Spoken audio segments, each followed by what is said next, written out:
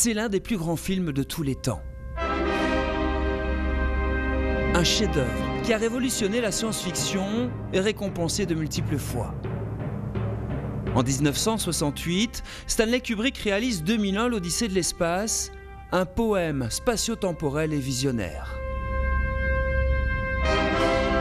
Quelques années plus tôt, avant le tournage, le réalisateur d'Orange Mécanique et de Shining cherche un décor pour son nouveau film. Dans son manoir londonien, Kubrick demande à son jeune assistant Yves Boisset de partir et lui ramener un paysage lunaire. Après l'Islande, la Namibie, Boisset arrive à La Réunion et sur la plaine des Sables, le coup de foudre est immédiat. La plaine des Sables est un endroit qui ne ressemble à aucun autre, un endroit magique. Il y a des endroits qui sont absolument sublimes, des pentes qui sont extraordinaires. Toutes les images que j'avais tournées, je les avais données à Kubrick et à tous ces gens-là. Âgé de 80 ans aujourd'hui, Yves Boisset n'a rien oublié. C'était là et nulle part ailleurs que le film devait se tourner. De retour à Londres, l'assistant avait confié images et impressions au géant américain, mais ce dernier avait changé d'avis. Je suis venu 2 fois à La Réunion pour faire plaisir à notre ami, mais lui, ça lui plaisait pas du tout. Il trouvait que c'était trop particulier, que c'était trop extraordinaire pour lui. Finalement, le film s'est tourné sur la plaine italienne.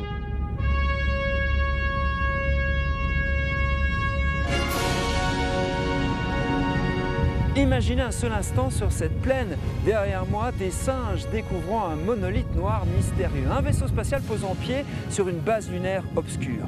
Nul doute un seul instant que le tournage de Stanley Kubrick aurait définitivement bouleversé l'image de l'île de la Réunion.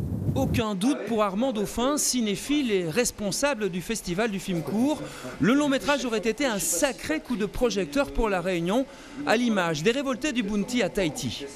On a quand même des films à travers le monde qui génèrent du public qui vient sur le tournage. Donc il y a effectivement les séances des agneaux en Nouvelle-Zélande, on a les décors d'Harry Potter à Londres, à New York il y a des circuits où on peut retracer, entre autres, aller voir un petit peu où ont été tournées les séries télé. Si Stanley Kubrick avait tourné à La Réunion 2001 l'Odyssée de l'espace, cela aura évidemment changé, en tout cas apporté un bonus supplémentaire touristiquement pour La Réunion.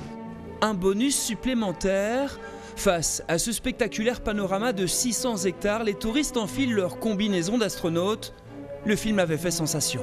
Il me semble qu'au début, on voit un peu des singes sur la planète. Et je pense que ça ressemble un peu à ce paysage désertique et lunaire. Ça aurait été une bonne chose, sûrement. Mais après, on y est, hein, plus de touristes. Voilà. Il aurait fallu agrandir, il aurait fallu casser ce site qui est magnifique. Et donc, ça peut être négatif aussi, quoi. Défiguration de la plaine des Sables ou pas, Stanley Kubrick mourra en 1999, en laissant derrière lui dans les cartons des studios de la Metro-Goldwyn-Mayer aux États-Unis les inestimables archives d'Yves Boisset.